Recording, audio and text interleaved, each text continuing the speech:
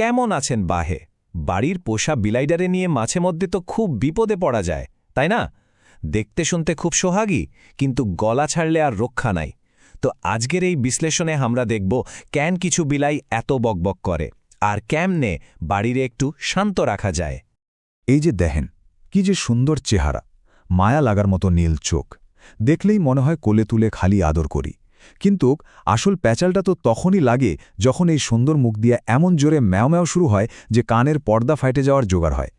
আর আসল সমস্যাটা হইল যখন ঘরের ছোট্ট ছাওয়ারডারে অনেক কষ্ট করে ঘুম পাড়ানো হয়, আর এই বিলাই ব্যাটা ঠিক তখনই গলা ছাইড়ে গান জুড়ে দেয়। তখন তো মাথায় হাত দেওয়া ছাড়ার কিচ্ছু করার থাকে না, তাই না? তো চলেন দেখি এর সমাধান কি করা যায়। ঠিক আছে, চলেন তো এইবার ভেতরের কথাটা জানি। যে কোনো সমস্যার সমাধান করার আগে তার গোড়াটা জানা দরকার। প্রথমে আমরা বোঝার চেষ্টা করি যে ওর এই চিল্লানির গোড়াটা কনে, মানে ওর এই স্বভাবের আসল কারণটা কি। ব্যাপারটা হইল কি, ওর কিন্তু খুব বেশি দোষ নাই।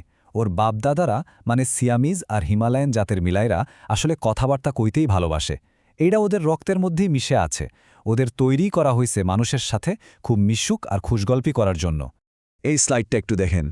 ওরা তো খুব চালাক, মানুষজনের সাথে মিশতে চায়, আর দিনের পর দিন ওরা এটা শিখে ফেলাইছে যে জোরে চিল্লাইলে আপনারা দৌড়ায় আসবেন, আদর করবেন বা কিছু কাইতে দিবেন। মানে সোজা বাংলায় চিল্লানোটা ওদের জন্য নজর কাড়ার একটা হাতিয়ার হইয়া গেছে। তো এই সমস্যার সমাধান আছে দুইটা। একটা হলো ট্রেনিং দেওয়া ওর আচরণটা বদলানো, আর আরেকটা হলো ওর চারপাশের পরিবেশটা এমনভাবে ঠিকঠাক করা যাতে ওর চিল্লানির দরকারই না হয়। চলেন দুইটা বিষয় এক এক করে বিস্তারিত দেখি। প্রথমে চলেন ট্রেনিং নিয়ে কথা কওয়া যাক। আচরণ বদলানোটা একটু সময় সাপেক্ষ ব্যাপার, কিন্তু খুব কাজের। চলেন দেখি কেমনে ওরে বোঝানো যায় যে চিল্লাচিল্লি করে কোনো লাভ নাই, বরং চুপ থাকলেই লাভ। এই নিয়মটা হইল সবচাইতে জরুরি। সোজা কথা, যখন ও চিল্লাবে তখন ওরে একদমই পাত্তা দিবেন না। এমন ভাব করবেন যেন ও ওইখানে নাই। ওর দিকে তাকাবেনও না, ওর সাথে কথাও কইবেন না। যেই ও এক মুহূর্তের জন্য চুপ হবে, ঠিক সাথে সাথে ওরে আদর করেন বা ওর পছন্দের কিছু খাইতে দেন।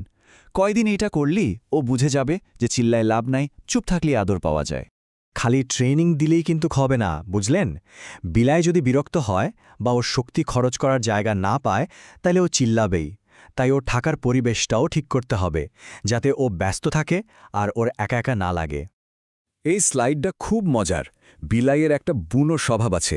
শিকার করার পর খায়, তারপর গা পরিষ্কার করে একটা লম্বা ঘুম দেয়। ছাওয়ালটার ঘুমের ঠিক আগে আগে ওরে একটা খেলনা দিয়ে খুব করে খেলান, যতক্ষণ না ও হাঁপায়ে যায়। তারপর অল্প কিছু খাইতে দেন। দেখবেন খাওয়ার পরও নিজে নিজেই গা পরিষ্কার করে একটা শান্তির ঘুম দিবে, ঠিক ছাওয়ালটার সাথে সাথে। দেখেন তো, এক পাশে বিলাইটা বিরক্ত হয়ে আছে, চিল্লানির জন্য তৈরি, আর আরেক পাশে কি শান্ত হয়া কোলের উপর বইসে আছে। ওর জন্যে একটা ভালো পরিবেশ তৈরি করলে আর ওরে সময় দিলেই কিন্তু এই রকম সুন্দর ফল পাওয়া সম্ভব। বাজারে কিছু জিনিস পাওয়া যায় যেগুলা কিন্তু খুব কাজে দেয়, যেমন ধরেন পাজল ফিডার। এর মধ্যেই খাবার দিলে ওরে বুদ্ধি খাটায় খাইতে হয়, তাতেও ব্যস্ত থাকে।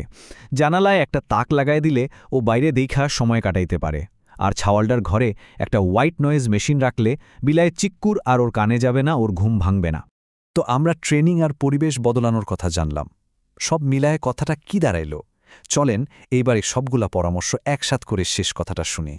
এই স্লাইডের কথাটাই সবচাইতে আসল। আপনার বিলাইদারে এটা বুঝাইতে হবে যে শান্ত থাকলেই লাভ। চিল্লাচিল্লি কইরে কোনো কিছু পাওয়া যায় না, বরং চুপ থাকলেই আদর, সোহাগ আর খাবার সব কিছুই মিলবে। সব শেষে একটা কথা সবসময় মনে রাখবেন, এটা কিন্তু খুব জরুরি। বাড়িরে শান্ত রাখার জন্যে সব চেষ্টা করবেন, কিন্তু নিরাপত্তার জন্যে বিলাইকে কোনোদিনও ছোট ছাওয়ালটার সাথে এক খাটে বা দোলনায় ঘুমাতে দিবেন না। এটা বাচ্চার জন্যে খুব বিপজ্জনক হইতে পারে। আশা করি এই কথাগুলান আপনাদের কাজে লাগবে।